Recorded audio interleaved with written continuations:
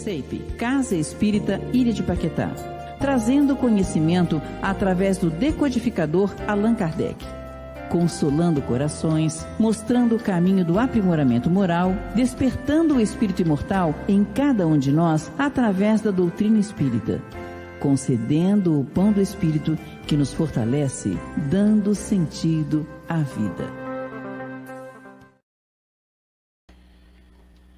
Bem, boa noite a todos. Mais uma segunda-feira que nós nos reunimos aqui, né, para estudarmos o livro A Caminho da Luz.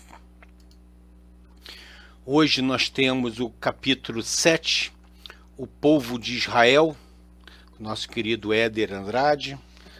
Tá aqui, ó, meu livro tá aqui, já estava aqui aberto já. Então é nesse aqui que eu estudo.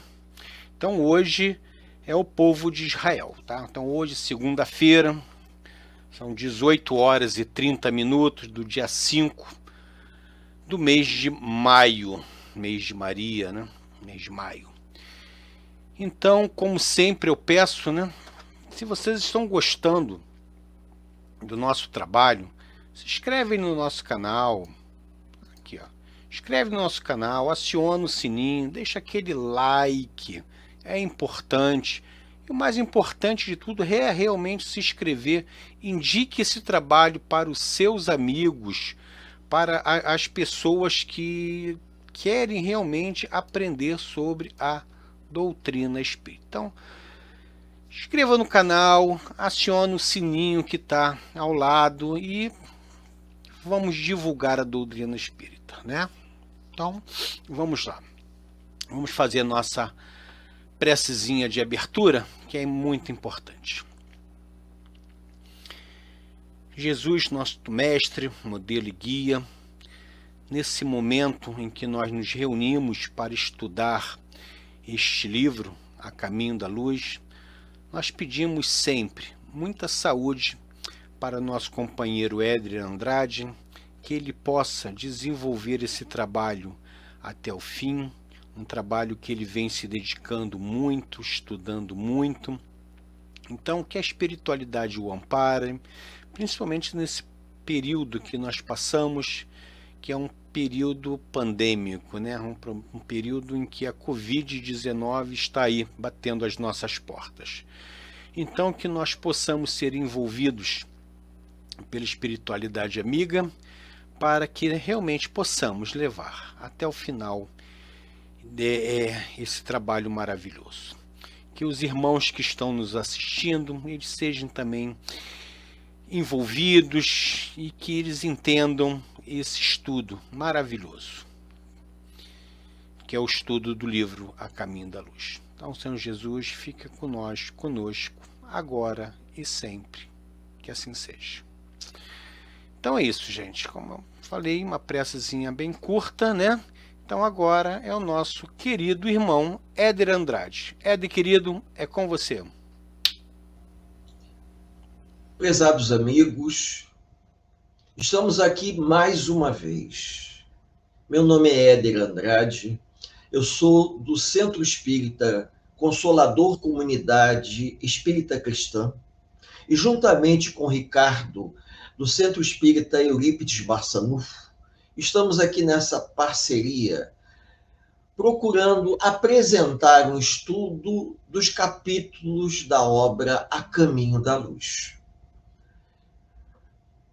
A gente vem desenvolvendo um estudo sistemático, de maneira a pegarmos o ponto histórico de cada capítulo e fazendo uma associação com a mensagem espiritual de Emmanuel. Com que objetivo? Tentando chamar a atenção dos homens para a grande responsabilidade nossa diante do planeta que nos abriga, que nos serve de escola, de hospital, e ao mesmo tempo tentar resgatar a nossa humanidade, pois devido a todo o materialismo desse último século, o homem se afastou muito de Deus. E quando ele se afastou, ele infelizmente cometeu graves equívocos. Equívocos esse que hoje nós estamos pagando um preço alto. Todos estamos passando por uma grande pandemia.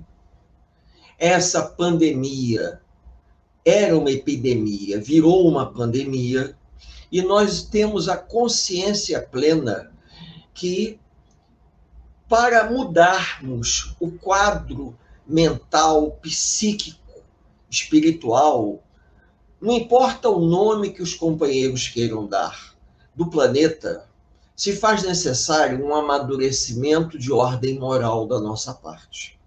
Temos que evoluir o nosso senso moral. E essa evolução, ela não se dá do dia para a noite. É necessário estudo, é necessário boa vontade, é necessário o exercício da caridade, é necessário a paciência para com o próximo, é necessário várias coisas.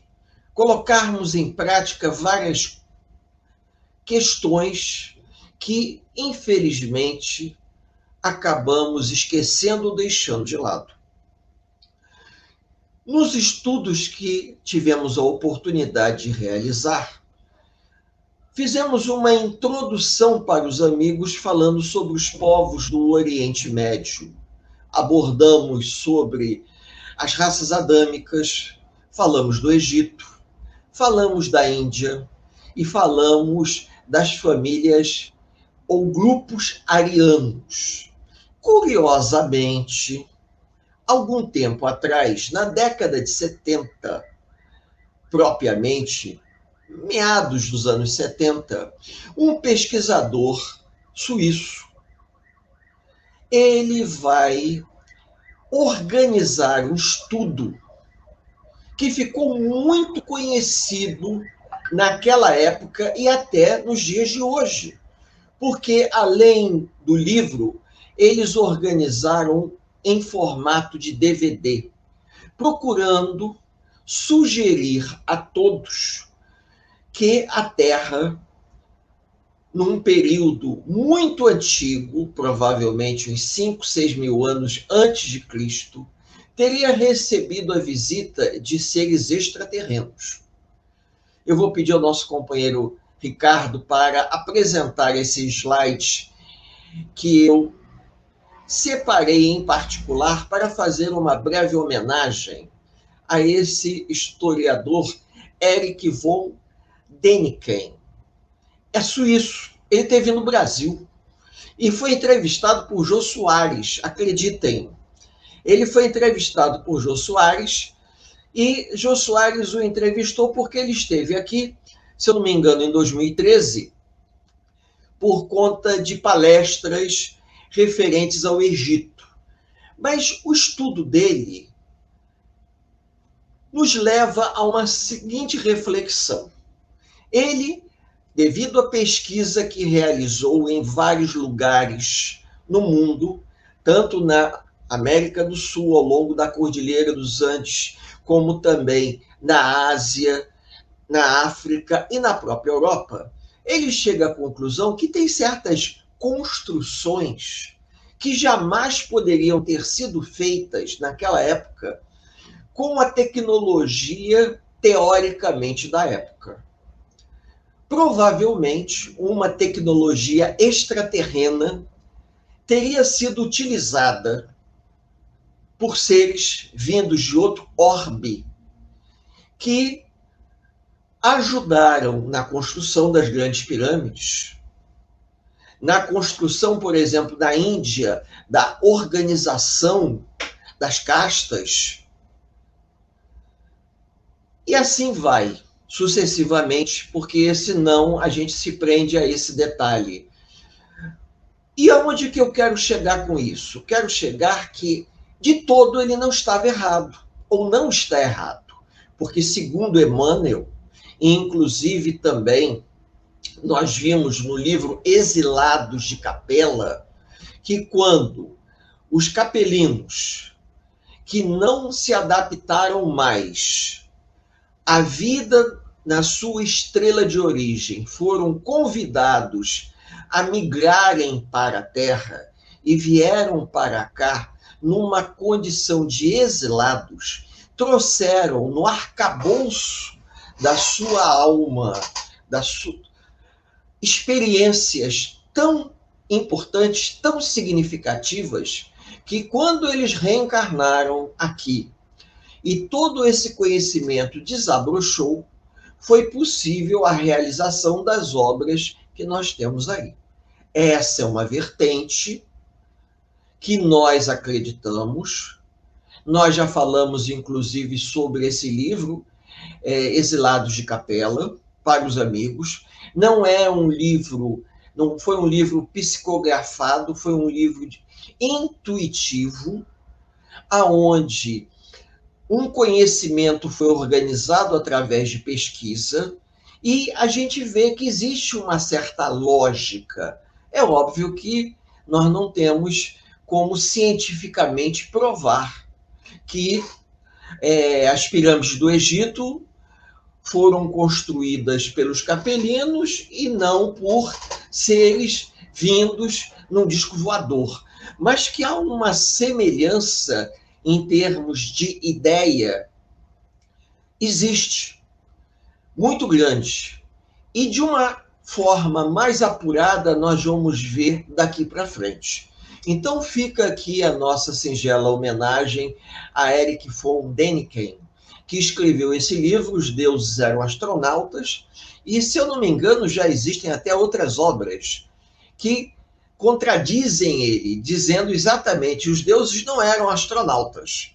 Os deuses foram espíritos que reencarnaram no nosso orbe, trazendo uma experiência fantástica, e eles vão utilizar todo o conhecimento que já possuíam para alavancar a nossa evolução. Mas nós não podemos nos esquecer que esse conhecimento, essa ideia, é uma ideia espírita. Isso não é um conhecimento de acesso para outros segmentos. Eu digo isso porque algumas pessoas podem até assistir essa nossa fala e dizer: mas isso não faz sentido. Depende do que nós acreditamos. Depende daquela linha de raciocínio que nós acabamos seguindo, certo? Se nós acreditamos nisso, a gente segue essa linha de raciocínio, tá bom? E a gente vai voltar a fazer alguns comentários com relação a isso. Continuando, vamos lá, Ricardo, passando o primeiro slide, então, da apresentação de hoje. O povo de Israel, capítulo 7 do livro A Caminho da Luz. Então, como eu disse a vocês, nós fizemos uma introdução. Depois dessa introdução, nós entramos sobre as raças adâmicas, falamos sobre o Egito Antigo, falamos sobre a Índia, falamos sobre as famílias arianas e agora estamos vendo o povo de Israel. Qual a importância do entendimento disso para a gente? O que Emmanuel tenta nos passar? Que durante esse período da história da humanidade, espíritos muito mais evoluídos do que aqueles que estavam encarnados naquele momento histórico, eles vão orientar as pessoas com o objetivo de preparar um terreno, tornar o terreno fértil para o advento do Cristo.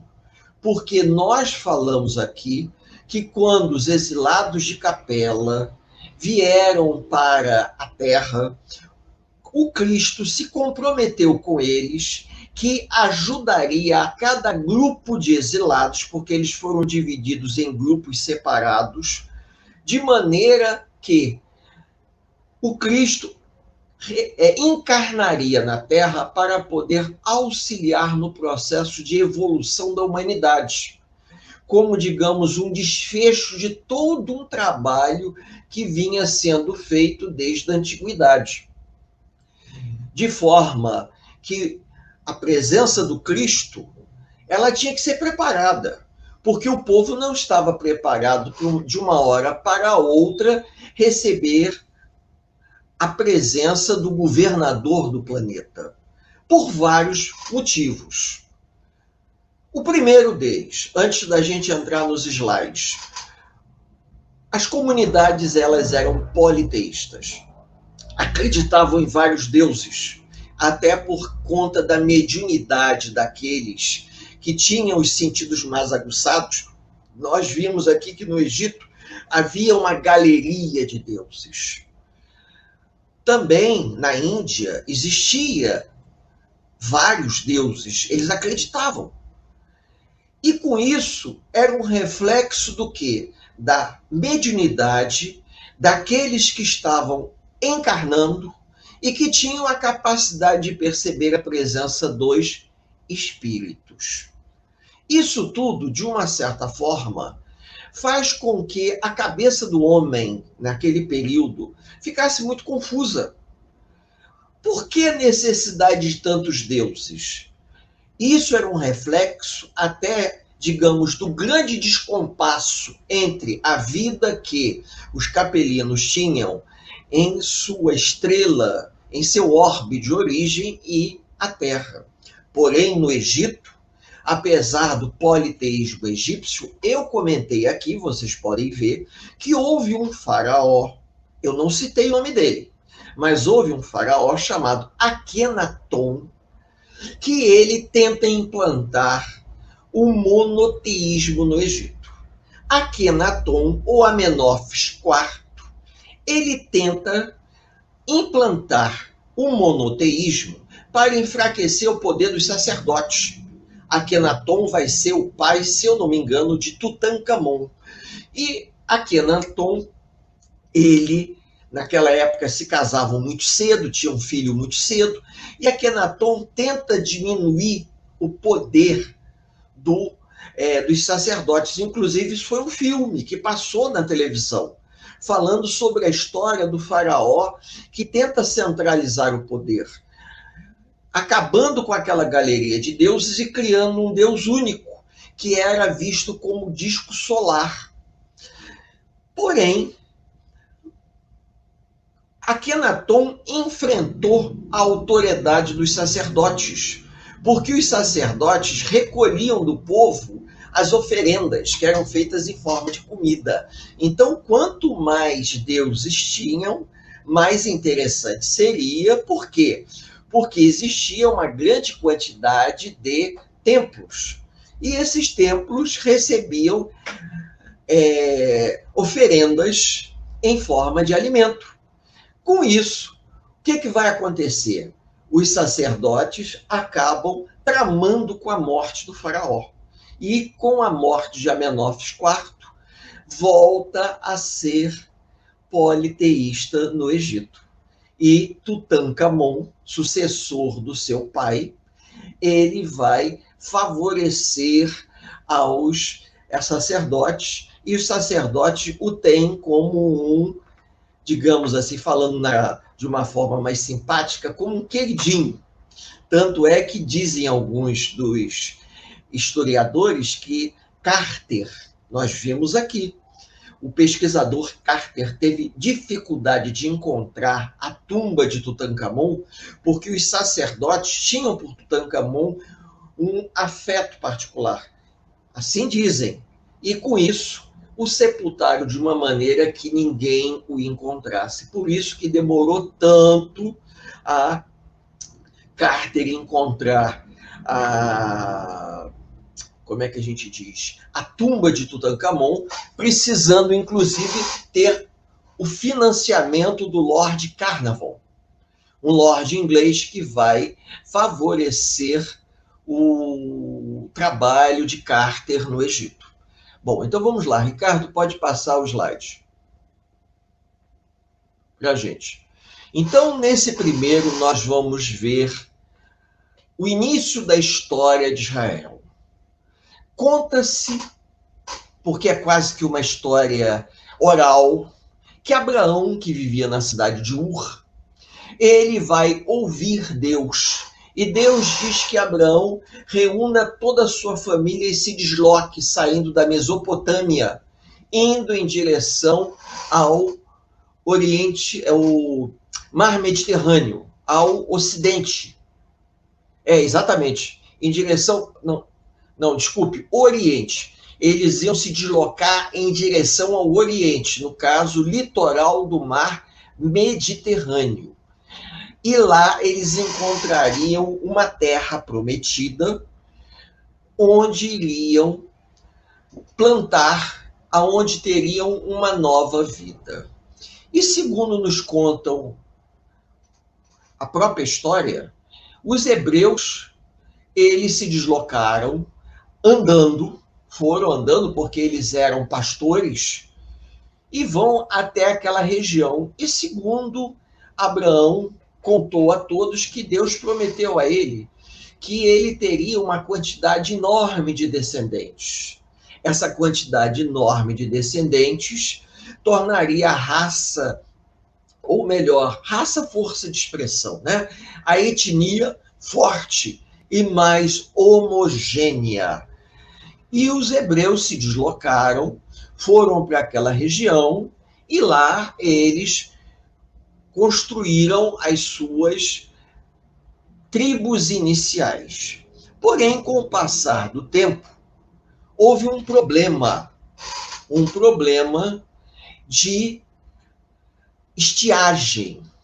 E nesse problema de estiagem, já nessa época, o Egito era um grande celeiro do mundo antigo. Era comum as pessoas irem até o Egito para comprar grão. E dessa forma, os hebreus foram parar no Egito e acabaram se envolvendo no Egito, e as famílias, que não eram tão grandes assim, eram clãs, eles se deslocam para o Egito, até porque as condições de vida no Egito naquela época eram condições de vida até um pouco melhores do que naquela região. Apesar de estarem próximos ao mar, a água não era doce, era água salgada do mar Mediterrâneo. Então, isso dificultava a própria agricultura, levando em conta que boa parte das tribos elas não eram sedentárias, eram tribos nômades. Agora, uma peculiaridade nesse grupo humano que se desloca é que, além deles acreditarem na existência de um Deus único, existia por parte desse povo um orgulho muito grande. Orgulho esse que vai ser talvez um dos maiores problemas para o povo hebreu.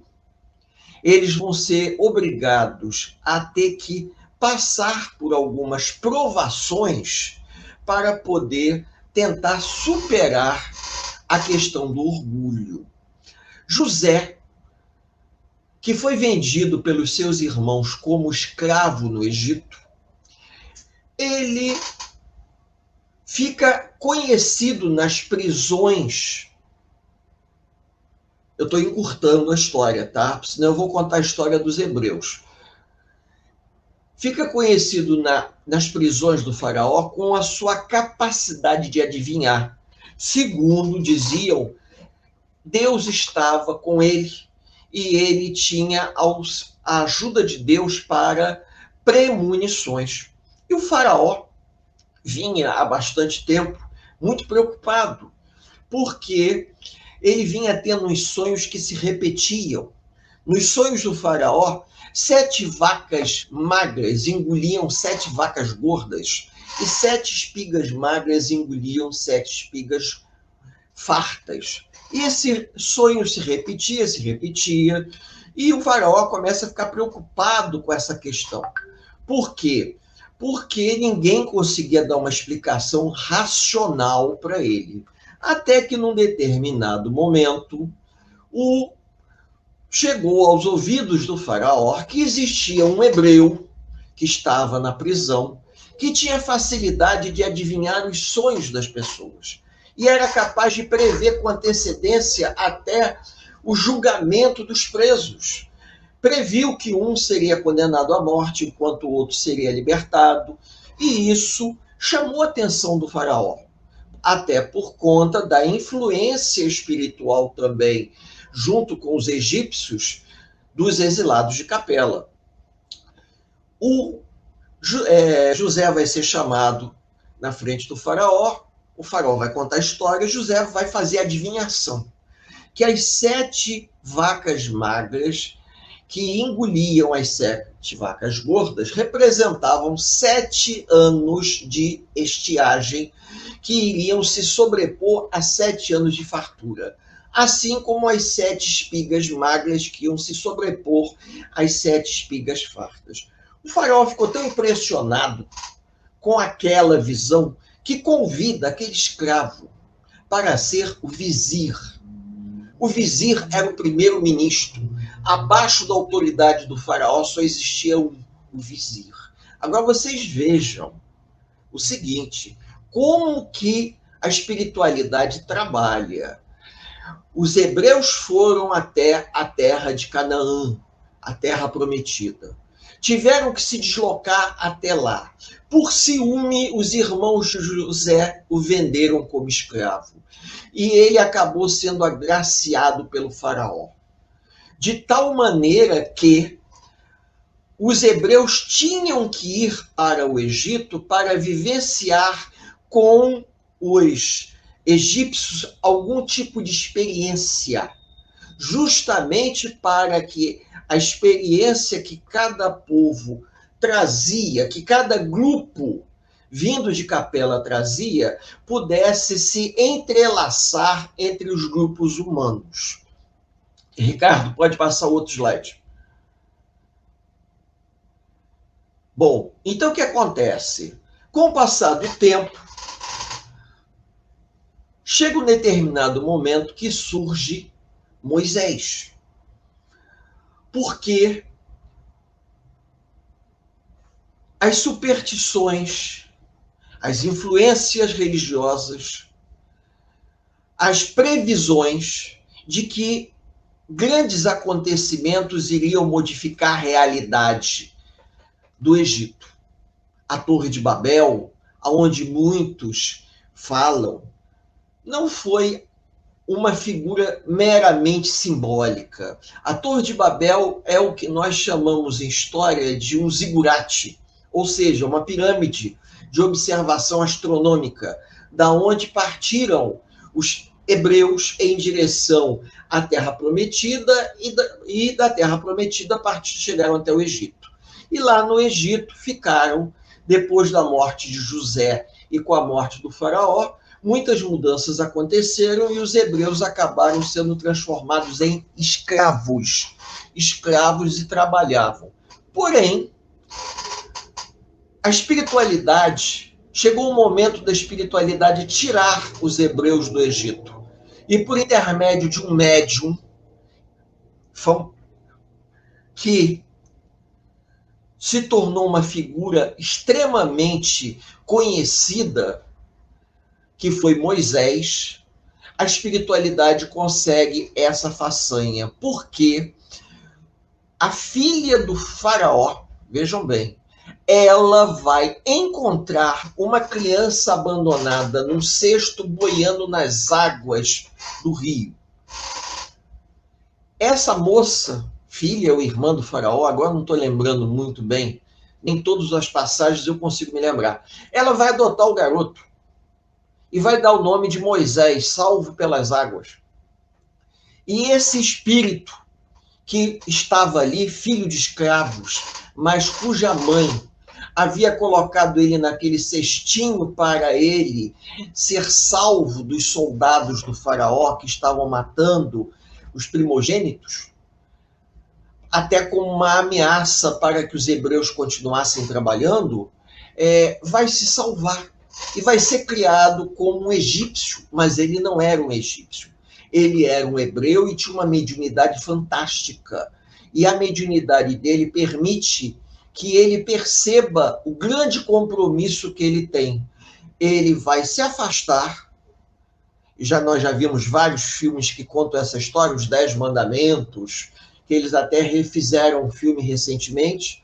Ele vai se afastar e ele, pela sua mediunidade, ele vai conseguir promover o êxodo, que é a saída do povo judeu do Egito voltando para a Terra Prometida. Agora, nós temos aí passagens históricas que eu não vou questionar. Será que os hebreus ficaram 40 anos no deserto? Como é que os hebreus, Moisés abriu o Mar Vermelho e o povo passou no meio? São detalhes que eu acho que está muito mais para a história do que para uma orientação nesse sentido. Alguns dizem que Moisés conhecia muito bem o Mar Vermelho e que os espíritos indicaram a Moisés um trecho que era raso, onde todos os hebreus passaram por ali. Os soldados do faraó não conheciam esse trecho mais raso, passaram pelo lado mais fundo. Isso é um exemplo, né? Então, Moisés consegue se salvar junto com todo aquele povo, que a gente não tem ideia da quantidade que seja, mas é um bom grupo, e eles vão peregrinar por toda aquela península até chegar na Terra Prometida. E no alto do Monte Sinai, Moisés vai receber os 10 mandamentos através da sua mediunidade de efeitos físicos. Moisés desce do alto da montanha trazendo as tábuas da lei, que foram escritas, segundo Moisés conta, através de línguas de fogo. Mas só que nós sabemos perfeitamente, inclusive Kardec já chegou a nos mostrar, que a psicografia direta, a escrita direta, muitas das vezes produz os fenômenos diferentes do convencional. Qual era o objetivo disso tudo? Era fixar na mente do povo hebreu a ideia do monoteísmo. Por quê? Porque o povo hebreu, quando chegou à terra de Canaã, liderados por Abraão, eles tinham uma forte tendência monoteísta. Eles não acreditaram em vários deuses. Eles acreditavam em um Deus único. Qual era o objetivo disso? O objetivo era facilitar a vinda do Cristo, porque o monoteísmo se opunha ao politeísmo. Quando os hebreus estiveram no Egito, eles acabaram adotando o politeísmo. E durante o retorno para a Terra Prometida, foi necessário que houvesse uma depuração para que todos os hebreus voltassem ao culto do monoteísmo, ou seja, acreditassem em um Deus único. Da mesma forma que Akenaton tentou implantar o monoteísmo no Egito, que eu contei a vocês, mas não foi aceito por conta do interesse dos sacerdotes em cultivar o politeísmo. Então vejam, apesar do politeísmo egípcio, fazia parte da cultura daquele povo, daquele grupo humano. Como o Cristo havia se comprometido com os povos vindos de Capela, de que ele iria encarnar na Terra para poder ajudar no processo de evolução moral do planeta, era necessário se criar um terreno favorável. E dentro desse terreno favorável, cada religião ia contribuir com um pouquinho da cultura. Como, por exemplo, os egípcios acreditavam na vida após a morte. Já os hebreus não. Olha que coisa interessante. Os indianos que nós vimos aqui, eles acreditavam em reencarnação. Eles acreditavam em reencarnação e acreditavam na possibilidade de reencarnar numa casta diferente.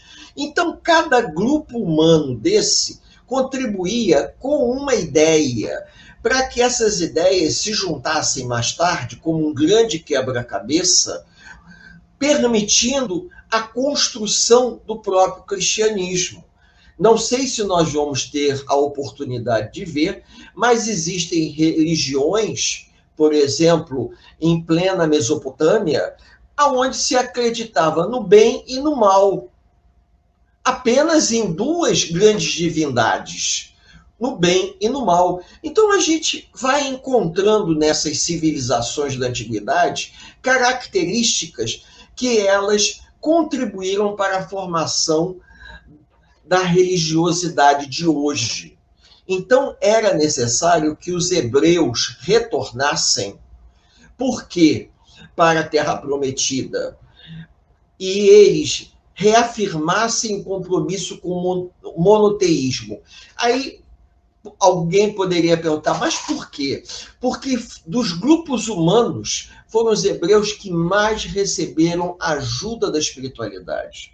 A espiritualidade mais se fez presente por intermédio dos médiuns, principalmente Moisés, quando passou para Moisés o Decálogo, os 10 mandamentos, que são vigentes até hoje. Da mesma maneira que ajudou Moisés, através de fenômenos de materialização, a tirar o povo hebreu do Egito.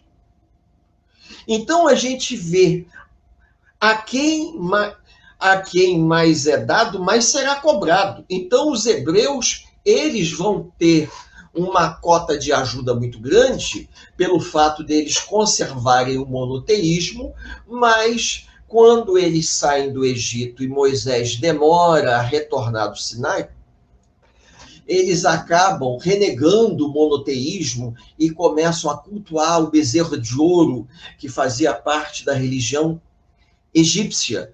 E aí, dentro da história, parece que eles tiveram que peregrinar pelo deserto durante um bom tempo para depurar aquilo tudo. E toda uma geração se passou. Moisés vai liderar esse movimento até que chega um determinado momento que Moisés não vai ter condições de levar o movimento adiante. Ricardo, passa aí para o outro slide.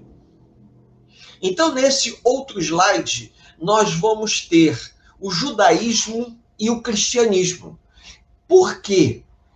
Nós colocamos essa questão. Há uma relação entre os dois. Qual é a relação que existe entre o judaísmo e o cristianismo? A crença em um Deus único. A crença em um Deus único a tal ponto de que, até hoje, os judeus, os hebreus, se eu posso dizer assim, esperam pela vinda de um Salvador. Mas eles não conseguiram perceber que o Salvador que eles aguardavam, que as escrituras diziam, veio. Mas por quê? Pela visão distorcida que o tempo acabou se modificando.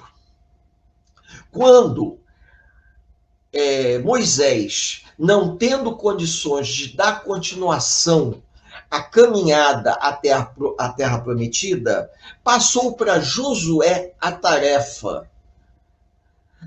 Moisés foi o último patriarca e Josué vai ser o primeiro juiz dentro da sequência de organização política dos hebreus.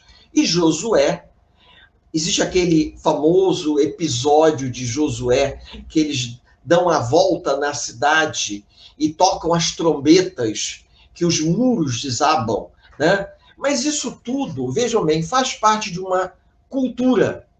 Nós estamos tentando mostrar para os amigos o seguinte, que a influência do mundo espiritual junto aos hebreus até o retorno à Terra Prometida foi muito grande.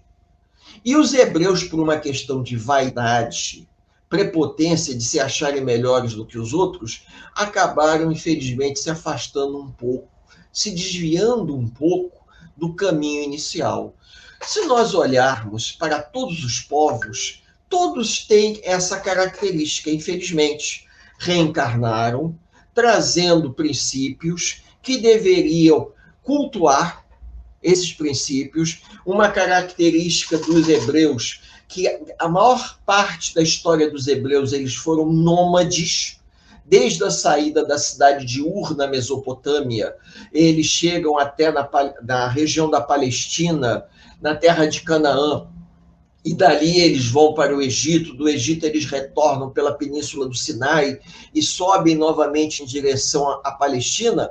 Eram nômades a maior parte do tempo, criadores de ovelhas, cabras, carneiros, porém, deixaram alguma coisa escrita, muito pouca coisa escrita, o que nós chamamos de Velho Testamento.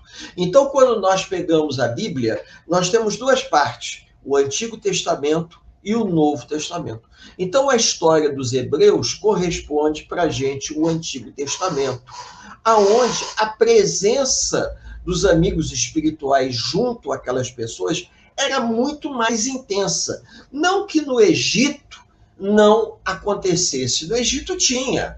Aqueles que eram iniciados, que passavam por todo aquele ritual de iniciação junto aos sacerdotes, eram médiuns, tinham a facilidade de dar passividade, comunicação.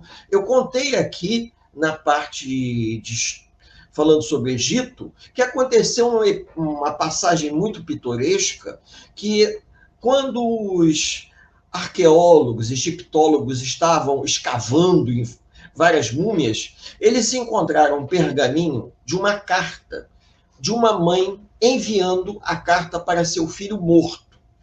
A mãe pedia que o filho mais velho, que já havia morrido, pudesse, do mundo espiritual, no mundo dos mortos, interceder pelo irmão mais novo, que ainda estava na carne, e que, de vez em quando, ele não correspondia às expectativas dos pais. Então, vocês vejam o seguinte, se, naquela época, uma mãe escrevia uma carta para o seu filho já morto, pedindo que ele intercedesse pelo filho vivo, a crença na vida após a morte, né? E os hebreus? Os hebreus não tinham essa preocupação. Nenhuma. É curioso como povos que viviam um do lado do outro apresentavam traços tão fortes, como, por exemplo, no caso da Índia, que nós vimos aqui, no caso das castas, que o orgulho e a vaidade dos indianos fez com que a sociedade indiana fosse dividida em classes que até hoje ela é mantida de acordo com o nascimento do indivíduo. O indivíduo que é um pária, ele nunca vai ser um brahmane, a não ser que na próxima encarnação ele nasça filho de um brahmane. E isso é uma coisa estranha, mas ao mesmo tempo o indiano sabe que ele pode, da mesma forma que nascer como um brahmane, ele pode nascer como um pária.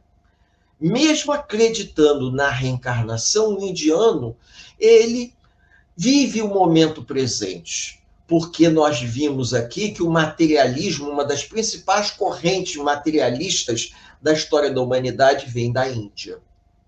Então, isso explica por que há um lado na Índia onde as pessoas, mesmo sabendo da reencarnação, sabendo que podem vir numa condição de pobreza extrema, e elas estão hoje vivendo no luxo, na opulência, elas não descem do seu pedestal. Elas continuam naquela posição de prepotência e onipotência e o amanhã Deus pertence. É quase isso aí, tá?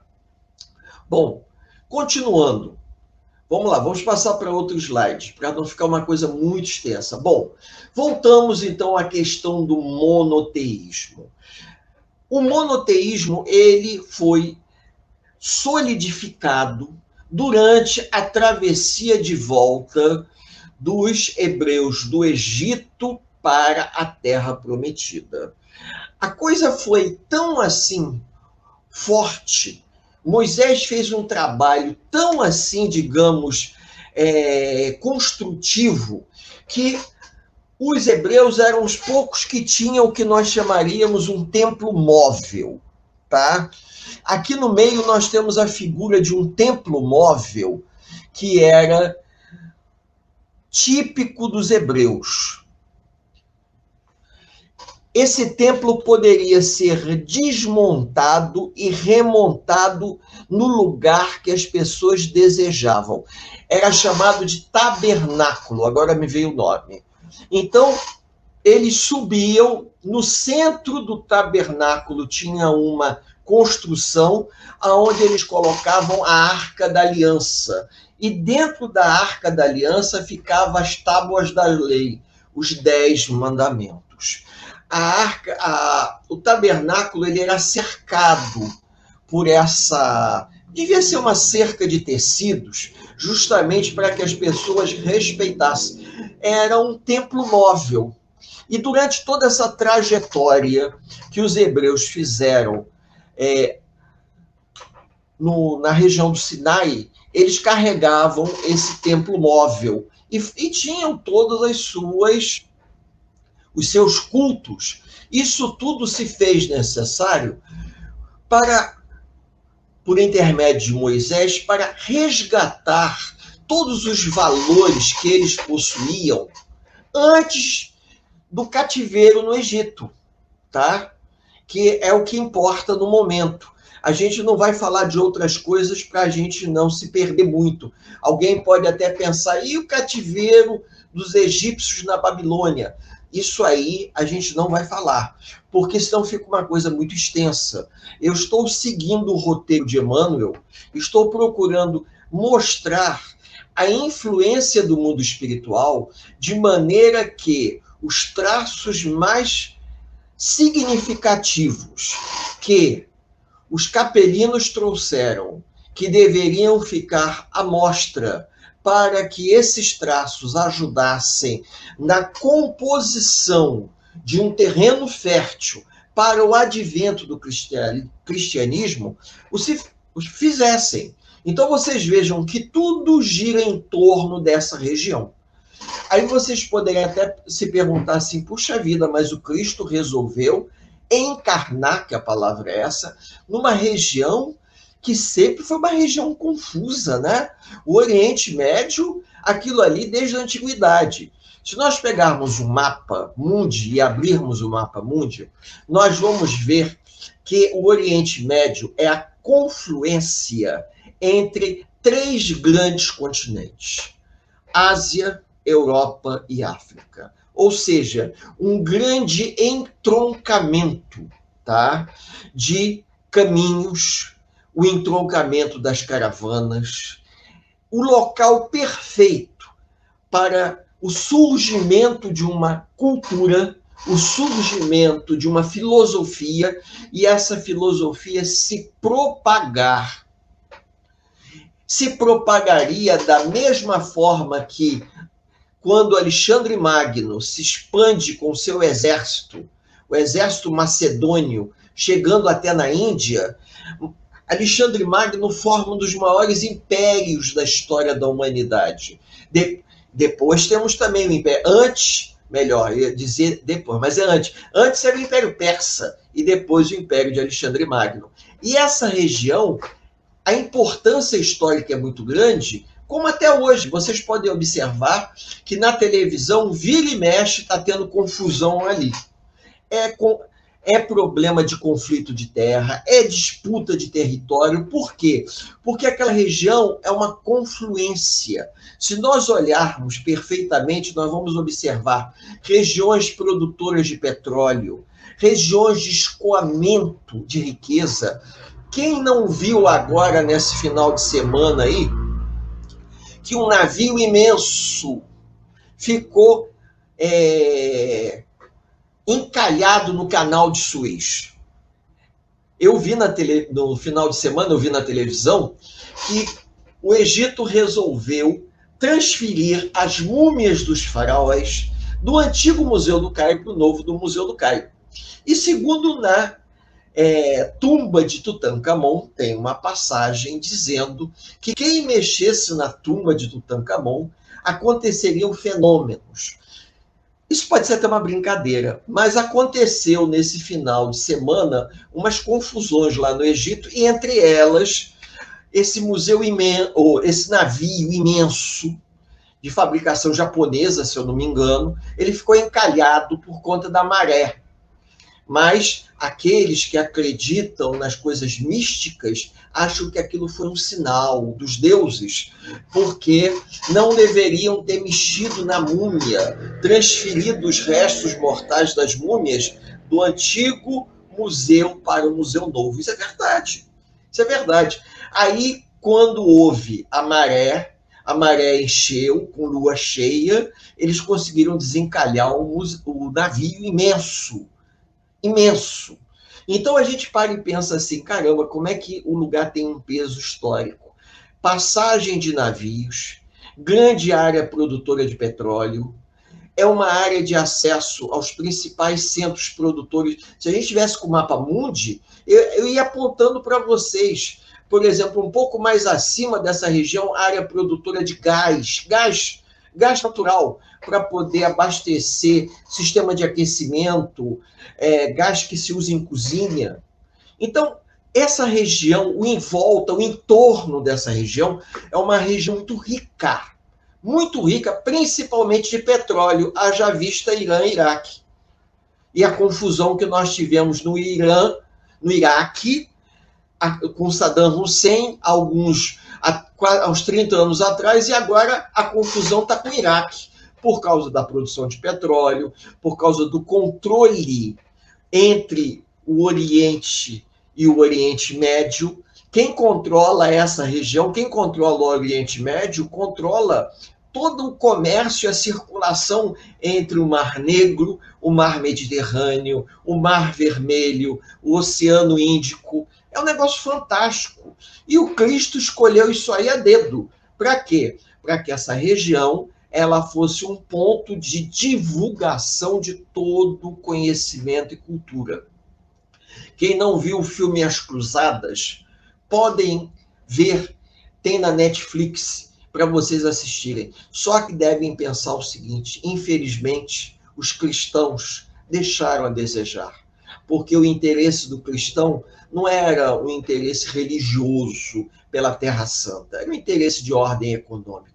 A disputa por essa região já era por conta das caravanas que transportavam as famosas especiarias que vinham da Índia até essa região. Que tipo de especiaria? Pimenta do reino, noz moscada, cravo, canela, tudo isso já vinha através das caravanas de camelos. Vocês vejam a importância histórica desse lugar. Então o Cristo escolheu a dedo para essa região ser um ponto de divulgação para o restante da humanidade ocidental da crença em um Deus único. Não que os outros povos não acreditassem em uma força única, poderosa, mas nós estamos tratando dos povos ocidentais, tá? Ricardo, podemos passar para outro? Bom, a escolha de Israel.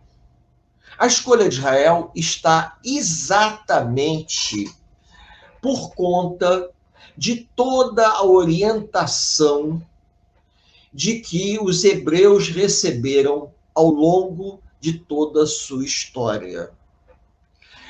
Aqui na figura à sua direita estão os hebreus, provavelmente liderados por Josué, porque nessa altura do campeonato Moisés já havia morrido. E segundo a Bíblia, Deus enterrou Moisés no deserto. Parece que só Josué sabia onde Moisés estava sepultado. E aí os hebreus estão diante de Jericó, as famosas muralhas de Jericó, aonde, segundo conta-se, eles tinham que tocar as trombetas, dar 7 voltas e tocar as trombetas, porque as muralhas iriam desmoronar. E quem que contou isso? Foi Josué. Deus conversou com Josué. Vejam bem, esses personagens diziam claramente, Deus conversou comigo. Moisés dizia a mesma coisa, Deus conversou comigo. A entidade espiritual que se apresentava para Moisés e depois se apresentava para Josué, era uma entidade de luz, que a gente não vai correr o risco de de arriscar um palpite quem tenha sido, até correndo uma inverdade. Agora, essa entidade, ela vai conduzir os hebreus ao retorno à terra prometida. Porém, devido à inferioridade desse povo, quando eles retornam àquela terra que eles haviam deixado, o que vai acontecer? Eles vão encontrar, nessa mesma terra, povos que se instalaram ali durante a sua ausência. Os filisteus, os povos do mar.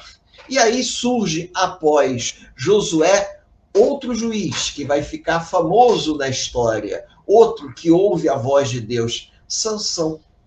E segundo ele, Sansão ouviu que Deus dizia para ele que ele deveria liderar os exércitos contra os filisteus para tomar a terra prometida e levar a Arca da Aliança, que era a arca do compromisso que Deus firmou com o povo hebreu.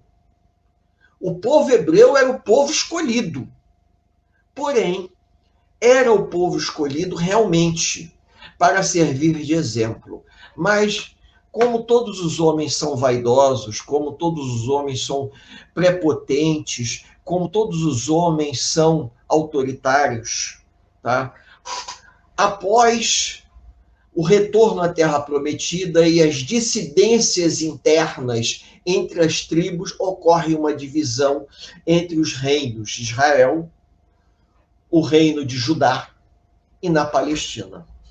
Essa divisão gera confusões até hoje. Até hoje, eu não quero entrar no mérito disso, mas a gente vê confusões, reflexo de todo um disse-me-disse de interesses, disputa de interesse. A disputa de interesse religioso e econômico é tão grande quanto a disputa pelas terras. Mas, segundo os judeus, os hebreus melhor, afirmam, a Arca da Aliança está enterrada lá em algum lugar. A arca não tem esse formato aí bonito, que me faz lembrar do filme do Indiana Jones, né? E a Arca da Aliança. Não tem a ver com isso. Segundo contam alguns historiadores, a Arca da Aliança seria uma caixa de pedra e as tábuas da lei eram tabuinhas de argila, aonde Moisés escreveu nessas tabuinhas de argila os mandamentos, 10 mandamentos. Por quê? Porque como eles vieram da Mesopotâmia, a técnica de escrita na Mesopotâmia era umas tabuinhas de argila, umas plaquinhas de argila em que eles escreviam. E de vez em quando aqueles arqueólogos encontram umas tabuinhas de argila. Por quê? Porque os hebreus vieram da Mesopotâmia e na Mesopotâmia não se escrevia em peles de couro de cabra, nem em papiro, se usava tabuinhas de argila. Eu estou fazendo esses comentários para os amigos pensarem o seguinte: a importância histórica dos povos antes da Segunda Guerra Mundial. Nessa época, não existia o Estado de Israel. O Estado de Israel foi criado 10 anos depois do livro A Caminho da Luz ter sido escrito, psicografado por Chico Xavier. Nessa época não existia, os hebreus estavam espalhados pelo mundo. E, por último, nós vamos, peço ao Ricardo para passar, eu acho que já é o último slide, deixa eu ver. Não, ainda vamos chegar lá. A incompreensão do judaísmo. O último é que fala sobre isso. Eu coloquei em cada slide uma parte do livro A Caminho da Luz para poder chamar a atenção dos amigos do ponto mais importante. Por que incompreensão do judaísmo? Os judeus, como eram chamados na época, eles acreditavam que o Messias, que o Salvador, viria das nuvens numa biga com um exército, liderando o povo hebreu contra a dominação romana. E com isso, não perceberam que a grande transformação era uma transformação de ordem moral. Jesus começou a pregar, e a pregação de Jesus começa a incomodar. Tem um filme, vou dar outra sugestão para os amigos, que tem no Netflix, chamado Ressurreição. Muito interessante, vale a pena vocês verem.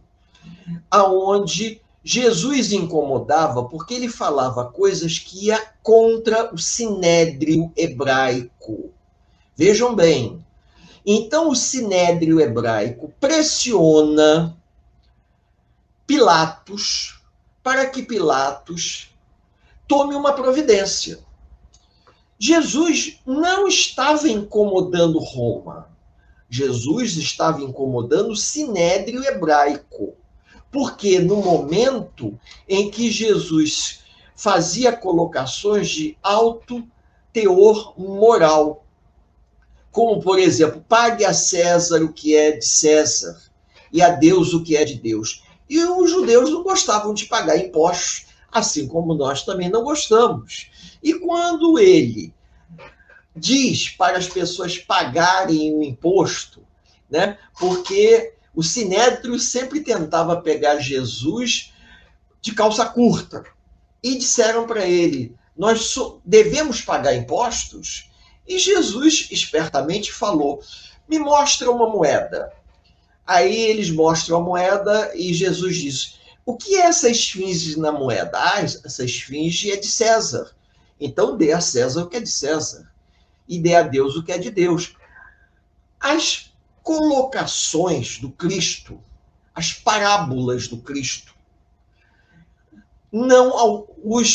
o sinédrio não alcançava o duplo sentido das parábolas. E com isso o sinédrio pressiona Pilatos. A verdade é essa.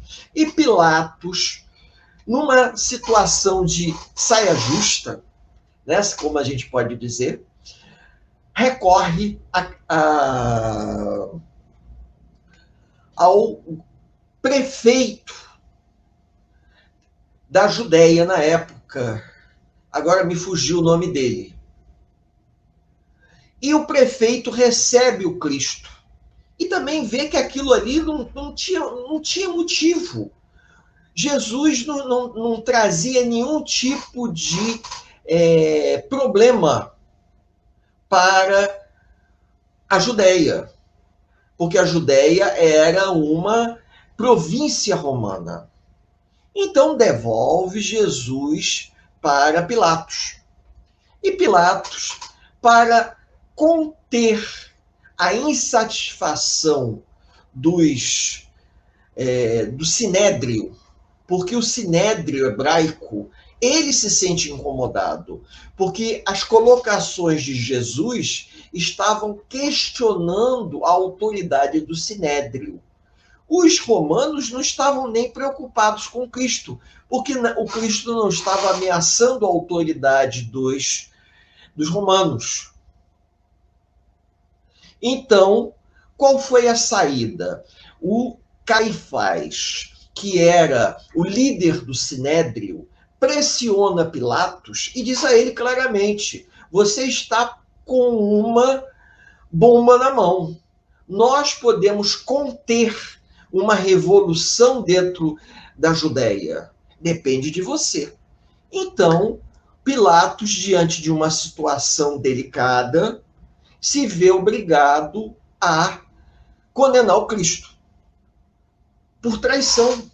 Agora vejam bem, por traição.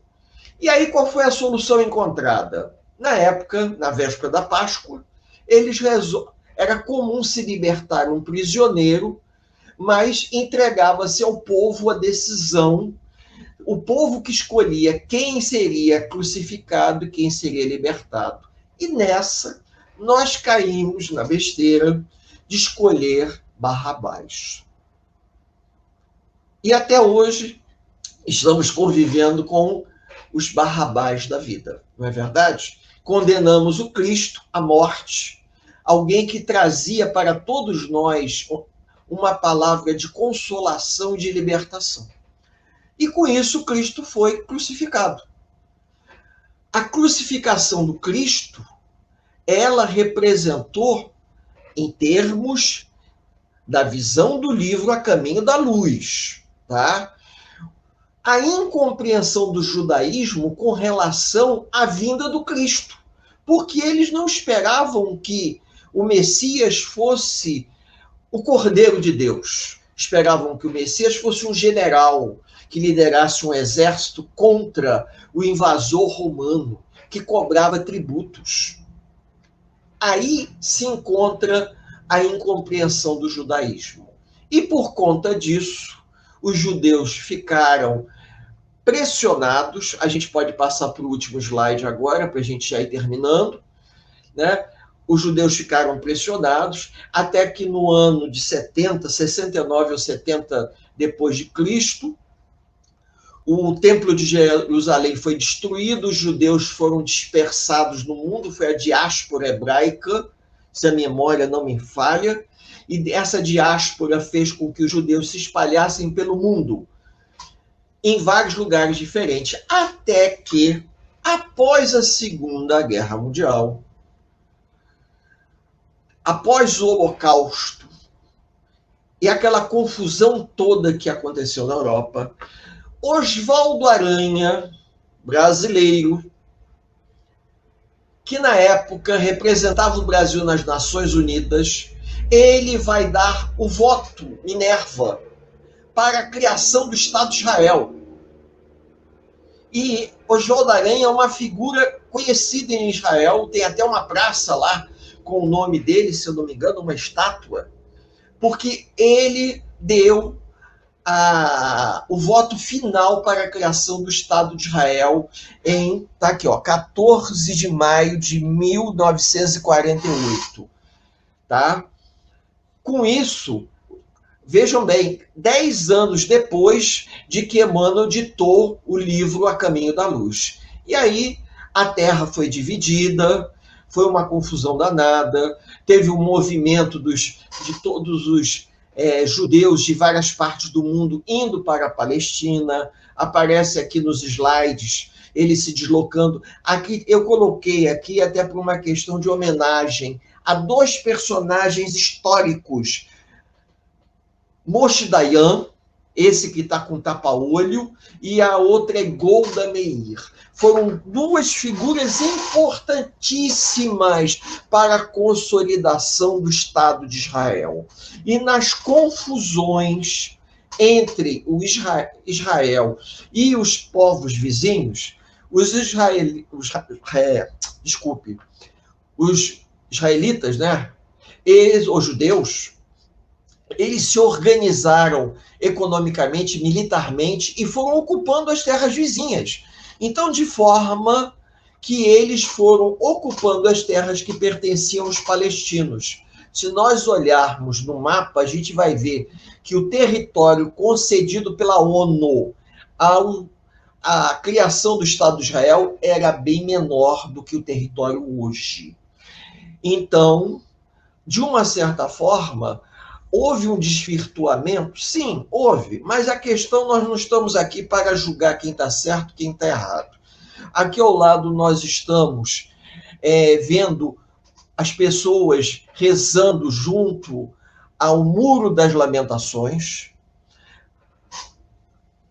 Jerusalém é dividida em 3 partes. Uma parte dos judeus, uma parte dos católicos e uma parte dos árabes. Existe essa divisão porque é uma região extremamente, ainda hoje, conflituosa. Vocês vejam o peso do conflito. Mesmo Cristo tendo pisado ali, andado naquelas regiões, ele sabia que aquela região, o peso de comprometimento que existia naquela região era tão grande que ali que ele tinha que estar para poder orientar, deixar a sua palavra. E que essa palavra pudesse, no porvir, influenciar os povos para a paz. Paz essa que está custando para todos nós. E nesse momento histórico nós estamos vivendo uma grande pandemia essa que não poupou ninguém. Todos os povos da humanidade, guardando as devidas proporções, estão pagando um preço. Eu não digo pagando um preço, porque é uma expressão muito grande, mas estão vivendo um pedágio. E nós, no Brasil, aonde nós temos vários grupos humanos vivendo aqui, sabem exatamente o grande compromisso moral que a terra que Ismael recebeu do Cristo tem. O Brasil não é apenas uma escola. O Brasil é um grande hospital e um grande sanatório de almas, aonde muitos companheiros que aqui se encontram terão a oportunidade de reparar as faltas cometidas de vidas passadas nessa terra abençoada. O Cristo nunca disse para Ismael que seria fácil. Muito trabalho pela frente, para que todos nós possamos reparar os equívocos de um passado muito distante na nossa história.